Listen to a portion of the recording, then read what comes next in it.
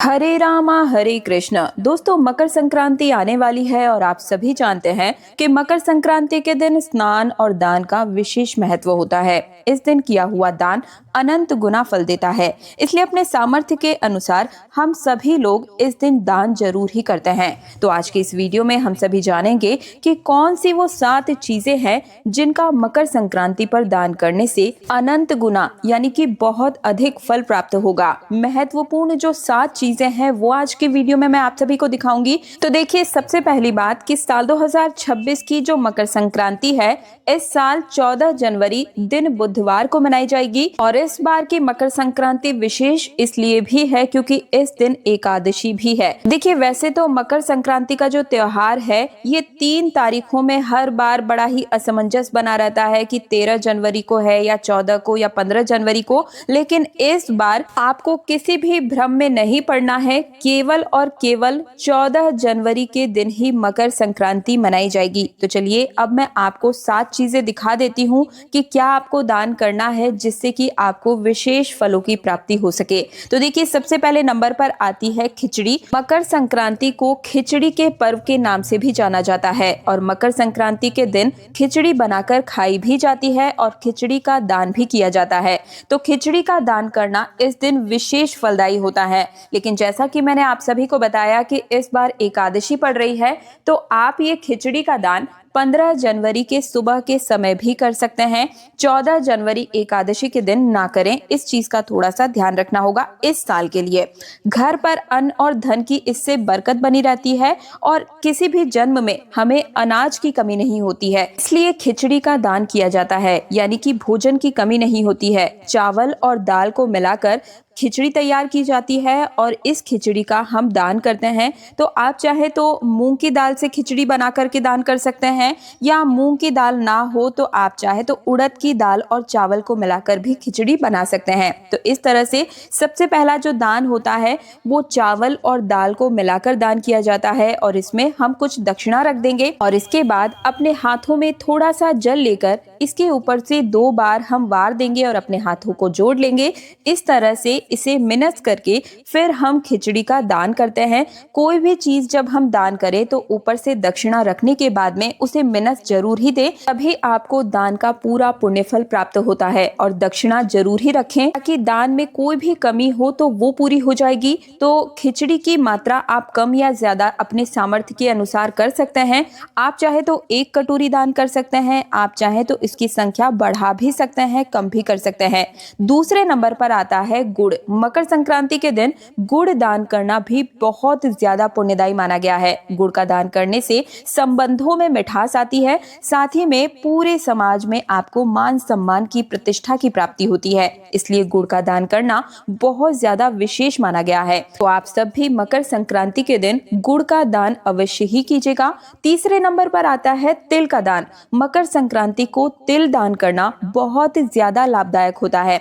वैसे तो तिल का दान हमेशा ही बहुत शुभ माना जाता है, लेकिन माघ मास में और मकर संक्रांति के दिन अगर आप तिल दान करते हैं तो इससे आपको अक्षय पुण्य फलों की प्राप्ति होती है। 10 गुना से ज्यादा फल की प्राप्ति होती है। मकर संक्रांति को तिल का दान करने से हमारे जो पुण्य कर्म है वो कभी समाप्त नहीं होते हैं, यानी कि हमें अक्षय पुण्य फलों की प्राप्ति होती है। आप चाहे तो सफेद तिल या काले तिल कोई भी ले सकते हैं, या आप चाहे तो तिल से बनी हुई कोई मिठाई ले सकते हैं, तिल के लड्डू ले सकते हैं, रेवड़ियां आती है मार्केट में वो ले सकते हैं। इनका दान भी आप कर सकते हैं। चौथे नंबर पर आता है सप्तधान। सप्तधान मकर संक्रांति के दिन दान करना बहुत ज्यादा शुभ माना जाता है। दोस्तों, इसमें 7 प्रकार के अनाज होते हैं। आप चाहे तो कोई भी 7 प्रकार के अनाज ले सकते हैं। यहाँ पर मैं सबसे पहले जौ ले रही हूँ। कहा जाता है कि पृथ्वी पर जो पहला अनाज उगाया गया था वो जौ था। पहला अनाज जो उत्पन्न हुआ वो जौ था, तो कोशिश करें कि जौ हमें जरूर ही लेने हैं।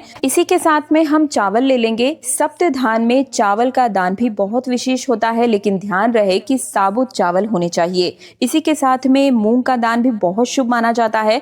साबुत मूंग हमें लेने हैं। अगर आपके पास में मूंग ना हो तो फिर आप उड़द भी ले सकते हैं। इसी के साथ हम गेहूं लेंगे। देखिए, खाने में जो अनाज हम यूज करते हैं जैसे कि गेहूं, चावल, बाजरा, जो कुछ भी हम खाते हैं वो हमें जरूर दान करना चाहिए, क्योंकि इसकी जरूरत भी हमें सबसे ज्यादा रहती है। तो मैंने यहाँ पर गेहूं ले लिया है, साथ ही में हम बाजरा ले लेंगे। बाजरा भी बड़े ही आसानी से मिल जाता है। और साथ ही में मैंने यहाँ पर चने लिए हैं। चना आप चाहें तो साबुत भी ले सकते हैं या दाल भी ले सकते हैं। इसी के साथ में हमें लेना है साबुत धनिया। माँ लक्ष्मी और भगवान कुबेर को धनिया अति प्रिय है और धनिया को धन का प्रतीक भी माना जाता है। तो इस प्रकार से मैंने यहाँ पर धनिया रख लिया है। ये 7 प्रकार के अनाज हमें लेने हैं। इनमें से कोई अनाज अगर आपके पास में नहीं है, कोई दूसरा अनाज है, तो वो आप ले सकते हैं। ये सातों अनाज दान करने से हमारी कुंडली में किसी भी तरह का ग्रह दोष नहीं होता है और अगर कोई दोष है तो वो भी समाप्त हो जाता है। घर में अन्न और धन की बरकत होती है, क्योंकि लक्ष्मी जी को ये अति प्रिय है। आप ये सब दान जरूर करें।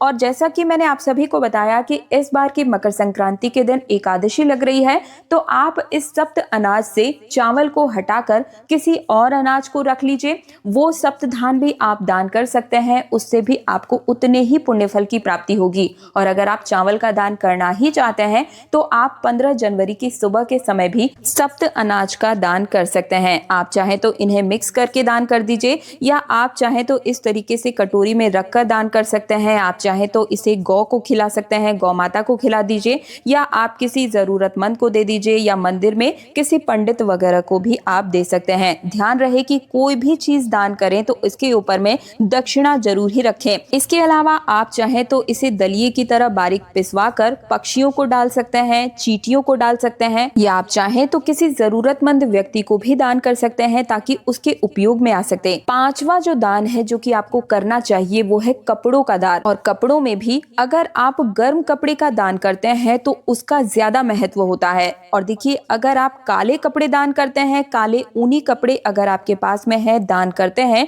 तो इससे आपके कुंडली में राहु का जो दोष है वो समाप्त हो जाता है। राहु की दशा अच्छी होने लगती है और जिसे राहु का साथ मिल जाए उसे दुनिया पर राज करने से तो कोई रोक ही नहीं सकता है। इसके अलावा आप काले कंबल वगैरह का दान कर सकते हैं। काला कंबल ना मिले तो आप लाल या फिर किसी भी रंग के कंबल का या कपड़े का भी दान कर सकते हैं। इससे भी आपकी कुंडली में सूर्य देव की जो स्थिति है वो मजबूत होती है, सूर्य की दशा में मजबूती आती है। और देखिए, जरूरी नहीं कि आप महंगे कंबल या महंगे कपड़े ही दान करें, जैसा आपका सामर्थ्य है वैसा आप दान कर दीजिए। अगर आप बहुत ज्यादा कुछ दान नहीं कर पाते हैं और आप कपड़ों का दान करना ही चाहते हैं तो आप गर्म जुराबें यानी कि मोजे भी दान कर सकते हैं। ये भी बहुत ज्यादा फलदायी होता है और ये भी गर्म कपड़ा ही है, यानी कि दान कम ज्यादा मायने नहीं रखता है, आपकी भावनाएं ज्यादा मायने रखती है। किसी भी ठंड में ठिठुरते हुए इंसान को जब आप गर्म कपड़े दान करते हैं तो उसका बहुत फल प्राप्त होता है। इसी के साथ में छठा जो दान है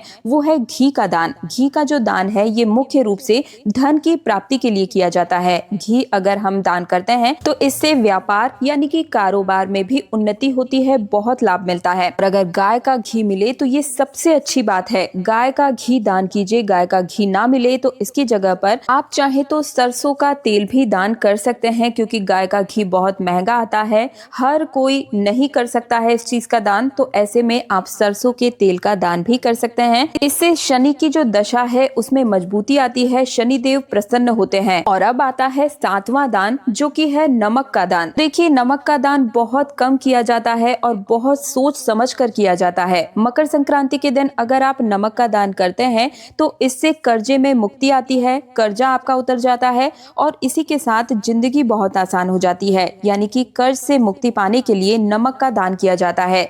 आप सेंधा नमक, काला नमक या जो भी नमक आप यूज करते हैं उसका दान कीजिए। इससे बहुत ही जल्दी कर्ज से मुक्ति मिल जाती है। तो हो सके तो नमक का दान जरूर ही कीजिए। और ध्यान रहे कि जब भी आप दान करें तो उसके ऊपर से दक्षिणा जरूर ही रखनी चाहिए। और देखिए, अगर आप ये सारी चीजें एक ही व्यक्ति को दान दे रहे हैं तो एक ही जगह पर दक्षिणा रख दीजिएगा। फिर आप अपने हाथ में थोड़ा सा जल लेकर के इन सारी चीजों के ऊपर से वार करके और अपने दोनों हाथों को जोड़ लीजिएगा। ये चीजें दान जरूर कीजिए, इससे आपको बहुत ज्यादा पुण्य फलों की प्राप्ति होगी। और अगर सारी चीजें एक इंसान को दान नहीं कर रहे हैं, जैसे कि किसी को गुड़ दान कर रहे हैं, किसी को गर्म कपड़े, किसी को तिल दान कर रहे हैं, किसी को नमक दान कर रहे हैं, तो ऐसे में हर व्यक्ति की अलग अलग दान के लिए अलग अलग से दक्षिणा रखें। दक्षिणा आप चाहे तो 1 रुपए से लेकर 100 रुपए तक जितना आपका सामर्थ्य है उस हिसाब से रख सकते हैं, ताकि हमारे दान में किसी भी तरह की कोई कमी है तो वो पूरी हो जाए।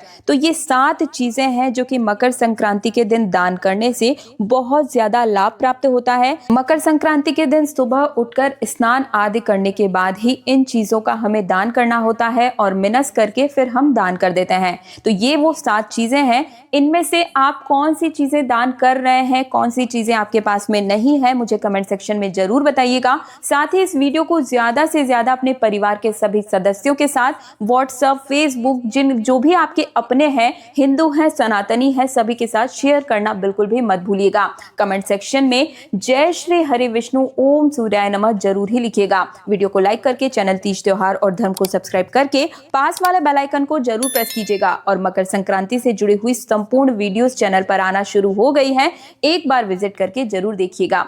हरे रामा हरे कृष्णा।